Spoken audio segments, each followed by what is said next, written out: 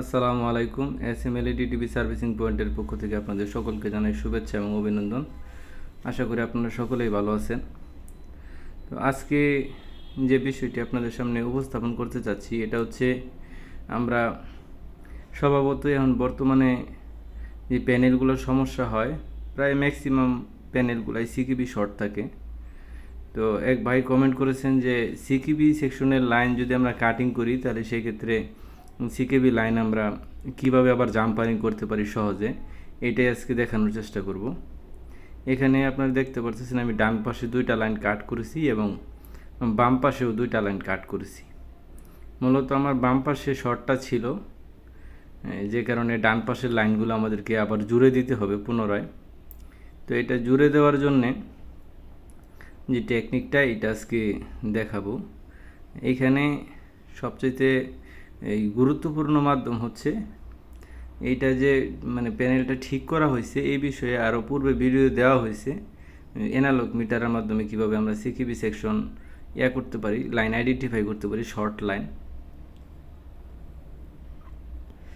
এখন এটাতে আমরা যদি সিকিবি সেকশনের লাইন যদি জাম্পারিং করতে চাই তাহলে সেক্ষেত্রে আমাদের সবচেয়ে গুরুত্বপূর্ণ ভূমিকা পালন করবে ওইটা হচ্ছে আমাদের যে ম্যাগনিফাইং গ্লাসটা দেখতে পারতেছেন, এরকম একটা ম্যাগনিফাইং গ্লাস হইলে আমাদের সিকিবি সেকশনের লাইনগুলো জাম্পারিং করা অতীব সহজ।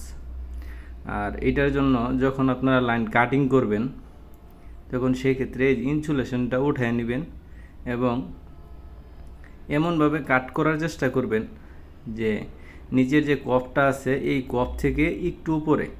অনেক সময় এই কফগুলো কিন্তু এই যে সোজাসুজি এই লাইন অবধি পর্যন্তই লাগানো থাকে। এটা যেমন একটু নিচে লাগানো আছে, অনেকগুলোর ক্ষেত্রে কিন্তু এরকম নিচে লাগানো থাকে না, একদম সোনালি কালারের যে পিনগুলো আছে এই বরাবর কফটা জোড়া লাগানো থাকে। সেই ক্ষেত্রে আপনারা কি করবেন, কফের এই যে নিচে দিয়া এই দিক দিয়ে হালকা একটু নিচ দিয়ে আপনারা কাট করে নেবেন।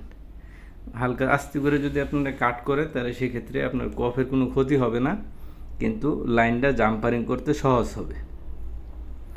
আর এটার জন্য আমাদের যে তাতালের বিটটা আছে, এটা আমার তাতালটা মোটামুটি ক্ষয় হয়ে গেছে, নষ্ট হয়ে গেছে।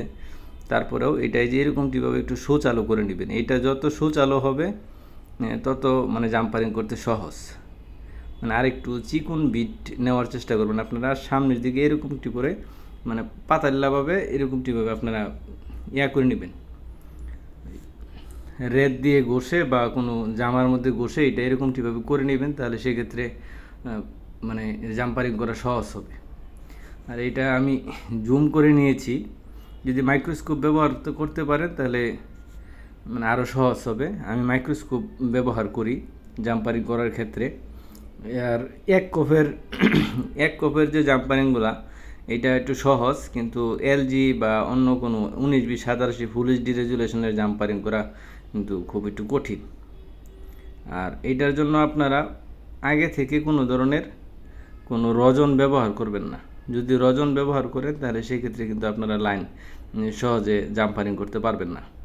রজন ব্যবহার করলে রাংগুলা এক সাইডে যে কোনো এক জায়গায় আটকে যাবে, কিন্তু জাম্পারিংটা হবে না। এই জন্য কোনো রজন ব্যবহার করবেন না। যে আমি যেরকমটিভাবে ব্যবহার করতেছি ঠিক এরকমটিভাবে রাংটা দিয়ে দিতে হবে। আর যে রাংটা ব্যবহার করবেন এই রাংটা যেন ভালো মানের হয়। বাজারে কিন্তু অনেক বাজে কোয়ালিটির রাং আছে, এগুলো আপনারা ব্যবহার করবেন না। যে রাংগুলার ভিতরে সাধারণত ওই রজন দেওয়া থাকে, মাঝখান দিয়ে একটা হোল থাকে, এটাতে রজন ব্যবহার করা থাকে, ওই রকম রাংটা আপনারা ব্যবহার করার চেষ্টা করবেন। যে আমি যেভাবে লাইনটা টেনে দিচ্ছি জাস্ট আলগুস্তে আপনারা এইভাবে যদি আস্তে করে টান দেন তাহলে সেক্ষেত্রে আপনাদের জাম্পারিংটা হয়ে যাবে। এটা জাম্পারিং কোনো প্যারা নাই, জাম্পারিং সহজে জাম্পারিংটা হয়ে যাবে। যে আমি 2টা লাইন জাম্পারিং করেছি এটা কিন্তু আমার কোনো সময় লাগে নাই। এক্ষেত্রে আমি যদি বাজে রাং ব্যবহার করতাম বা যদি রজন দিতাম বা পেস্ট ব্যবহার করতাম তাহলে কিন্তু জাম্পারিংটা এত সহজে আমি করতে পারতাম না। যে আমার জাম্পারিং কিন্তু কমপ্লিট। আর ওই যদি 19-20-87 ফুল এইচডি রেজুলেশনের ক্ষেত্রে জাম্পারিং করে তাহলে সেক্ষেত্রে আরও সুচালু বিট ব্যবহার করতে হবে। এবং ওইটার জন্য সবচেয়ে বেস্ট হচ্ছে চিকন যে ওয়্যারগুলো পাওয়া যায়, কোকো ব্র্যান্ডের যে ওয়্যারগুলো পাওয়া যায়, এই ওয়্যারগুলা আপনারা উপর থেকে নিচ পর্যন্তই টেনে তারপরে জাম্পারিং করে দিবেন। এটাই হচ্ছে এটার সহজ উপায়। তো জাম্পারিং হয়ে গেছে, আর আমার টিভিটা এখন 100% ওকে থাকবে।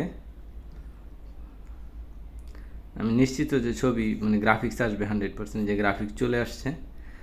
এইটার যে প্যানেলের যে প্রবলেমগুলো আইডেন্টিফাইয়ের ব্যাপারে আমার চ্যানেলে আরও অনেকগুলো ভিডিও দেওয়া আছে এই ব্যাপারে, সিকেবি লাইন ব্যাপারে।